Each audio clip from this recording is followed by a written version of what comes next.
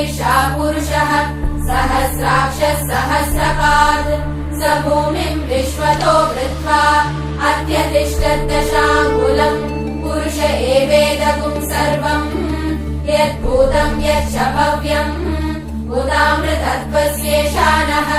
यदन्नेनातिरोहति एतावानस्य महिमा अतो जायागुश्च पूरुषः पादोऽस्य विश्वा भूतानि त्रिपादस्यामृतम् दिवि त्रिपादूर्ध्वौदैः पुरुषः पादोऽस्येहाभवात् पुनः ततो विश्वम् व्यक्रामत् शासनानशने अभि तस्मात् विराट जायत विराजो अधिपूरुषः स जातो अत्यरिच्यत पश्चात् भूमिमतो पुरः यत्पुरुषेण हविषा